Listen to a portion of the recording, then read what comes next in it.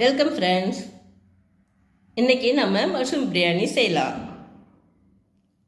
அதுக்கு முன்னாடி இந்த சேனல் நீங்கள் சப்ஸ்கிரைப் பண்ணலைன்னா சப்ஸ்கிரைப் பண்ணிக்கோங்க. அப்போ தான் நான் போடுற நோட்டிஃபிகேஷன் உங்களுக்கு உடனுக்குடன் வரும். இப்போ வீடியோ பார்க்கலாம். அதுக்கு 200 கிராம் மஷ்ரூம் எடுத்திருக்கேன். 2 பெரிய வெங்காயம், ஒரு பெரிய தக்காளி, கொஞ்சம் ஒரு 10 பல் பூண்டு, கொஞ்சம் இஞ்சி எடுத்துருக்கேன். இஞ்சி பூண்டை மிக்சியில் வச்சு இஞ்சி பூண்டு விழுதாக்கி வைக்கணும். இஞ்சி பூண்டு பச்சை மிளகாய் 3 மிக்சியில் பெருஞ்சீரகம் சேர்த்து அரைச்சிக்கணும். 200 கப்பில் 1.5 கப்பு பாஸ்மதி ரைஸ் எடுத்துருக்கேன். மிக்சியில் ஒரு ஸ்பூன் சோம்பு போட்டு இஞ்சி பூண்டு அந்த பச்சை மிளகாய் எல்லாத்தையும் போட்டு விழுதாக அரைச்சிக்கணும். ரைஸை 3 தடவை தண்ணி ஊற்றி கழுவி வடிகட்டி வச்சிடணும். அடுப்பில் குக்கர் வச்சு ஒரு 4 டேபிள் ஸ்பூன் அளவுக்கு எண்ணெய் ஊற்றிக்கணும். எண்ணெய் காய்ச்ச உடனே பட்டை, இலை, இந்த ஸ்டார் பூ, கிராம்பு இதெல்லாம் போட்டு பொரிஞ்ச உடனே வெங்காயம் போட்டு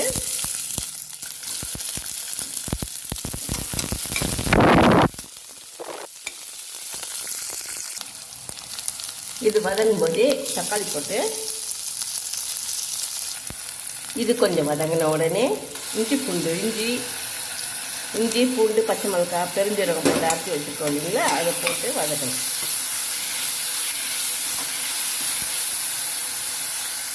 இஞ்சி பூண்டு வாசம் போகிற அளவுக்கு வதங்கின உடனே இதில் மஷ்ரூம் க்ளீன் பண்ணி வச்சுருக்கோங்க 200 கிராம் அளவுக்கு மஷ்ரூம் போட்டு வதக்கணும்.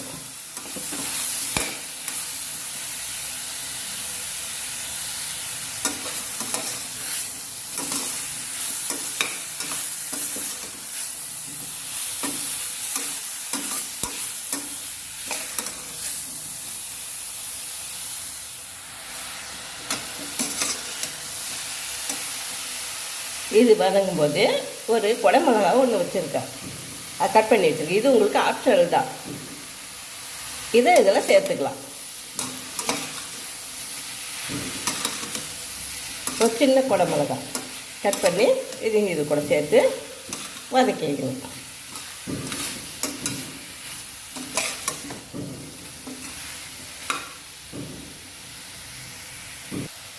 இது வதங்கின உடனே ரொம்ப வதங்கல, பொருள் வதங்கின உடனே நம்ம எந்த கப்பில் அரிசி போட்டோமோ அதே கப்பில் 1.5 கப்பு போட்டோமா 3 கப்பு தண்ணி வைக்கணும்.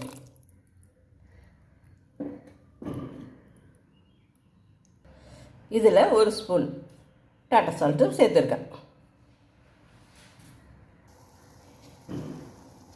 இதில் வீட்டில் இருக்க ஸ்பூனில் 1/2 ஸ்பூன் மிளகாய்த்தூள்,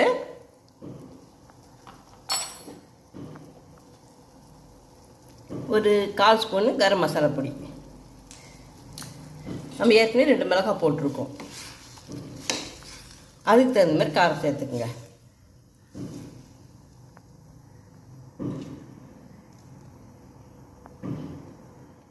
இந்த அளவு கொதிக்கும்போது ரைஸ் வடிகட்டி வச்சுருக்கோம்ல கழுவி, இதை எடுத்து அதில் சேர்த்துடணும். தண்ணி சுத்தமாக வடிகட்டிட்டு இதில் போட்டுடணும். இதை பாருங்க, ரைஸ் போட்டு மூடி போட்டு ப்ரெஷர் வந்த உடனே வெயிட் போட்டு 3 விசில் வச்சு ஆஃப் பண்ணிடணும்.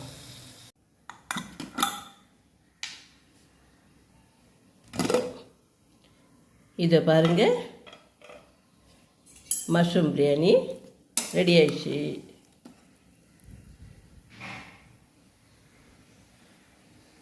இதில் புதினா கொத்தமல்லி பூ சேர்த்து பரிமாற வேண்டியதுதான். இதை பாருங்க, இது மாதிரி நீங்களும் மஷ்ரூம் பிரியாணி செய்து சாப்பிட்டு பாருங்கள், நல்லாயிருக்கும். இந்த வீடியோ உங்களுக்கு பிடிச்சிருந்தா வீடியோ லைக் பண்ணுங்கள், ஷேர் பண்ணுங்கள், சப்ஸ்கிரைப் பண்ணுங்கள், கமெண்ட் பண்ணுங்கள். தேங்க்யூ ஃபார் வாட்சிங்.